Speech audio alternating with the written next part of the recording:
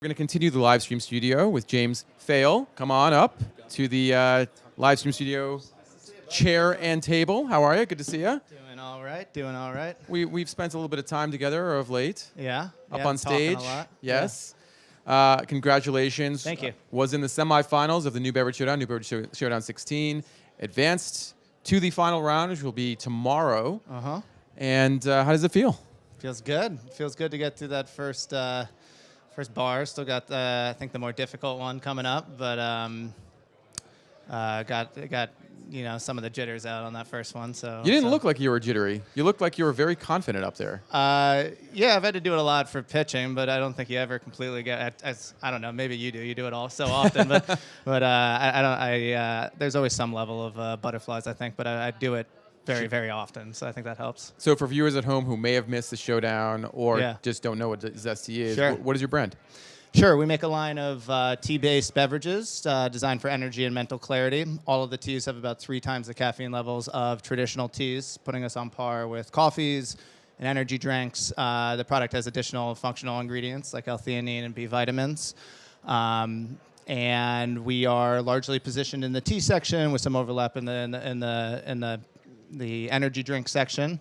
And our customer base kind of varies from the traditional tea drinker all the way up to, call it, the reformed energy drinker that's been drinking, certain products their entire life and is looking for something a little bit healthier to move to. Sure. As you mentioned in your presentation, you went from bag teas to now an RTD product.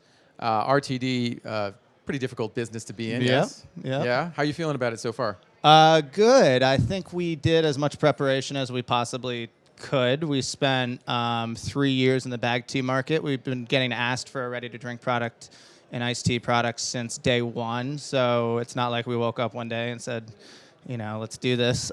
So it was a slow process. We wanted to make sure we understood retail, we understood our customer base, we understood what we were doing.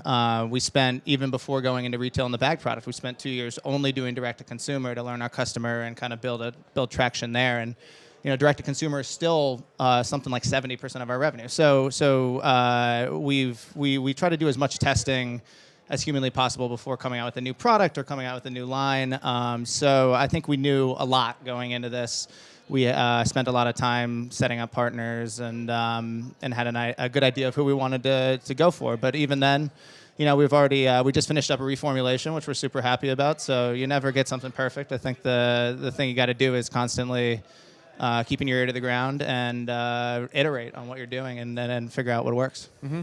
One of the things that I noticed in the presentation, I brought it up to the judges, was that you've already achieved some proof of concept, having gotten distribution in a few 7-Eleven stores. Mid-Atlantic. In a Mid-Atlantic. Yeah, so we're at, I don't know the full ACV, but we're approved by the Mid-Atlantic. We have a meaningful percentage of the Mid-Atlantic stores that are launching right now with McLean.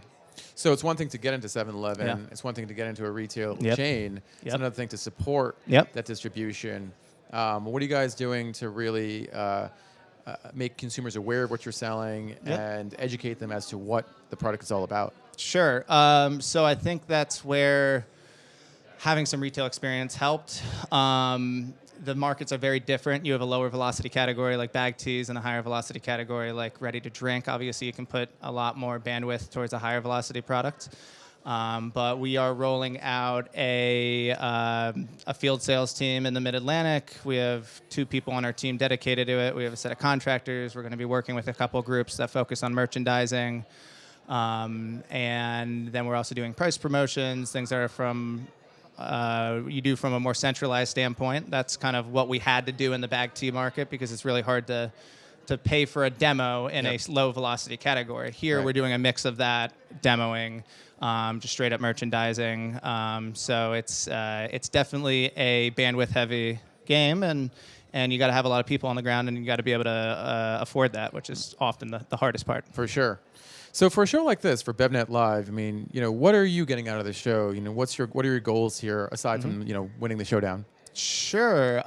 So this is my second one I've come to. I actually came to one prior to even launching the product. I've known John and you even dating back to our bag tea days, but the best thing I get out of the show is honestly the network. Some of the people I'm closest to in the industry I've met at this show, especially people that are peers. I think that there's different types of mentors or advisors that you need. You need the people that are, super, super far, and we have that, and people like Brian Kelly, the ex-president of Coke. You need people that are 3 stages in front of you, and then you need the people that are kind of on par with you.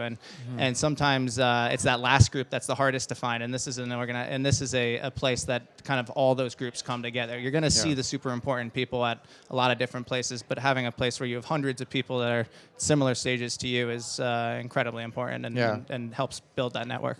And you learn from those folks too. You learn from your own little community that you build.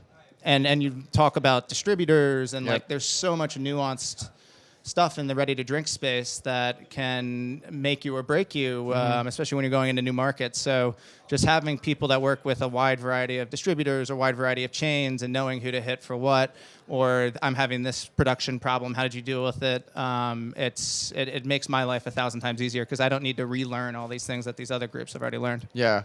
We got about 30 seconds left. As part of our Elevator Talk series, which profiles up-and-coming and emerging beverage and food brands, we ask a question: what's been the biggest surprise since you launched? What has been the biggest surprise for you, James, since launching an RTD brand? I would say with ready-to-drink jumping from the bagged product, the just amount of bandwidth that you need to throw at the market. And I think we learned that thankfully prior to actually making the jump, but you talk about a market that one person or 2 people can manage, a national territory with bag tea, to something where, you go into New York and you need 6 people on the ground full time to manage that market. So I think that's been the most shocking thing. And, I'm glad we were able to kind of do that diligence beforehand, but it's, I don't think you ever fully realize it until you have to deal with it on the ground. Totally.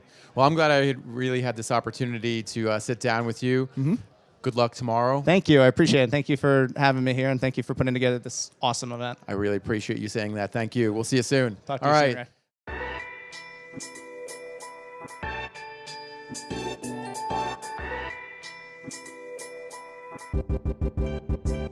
Ray.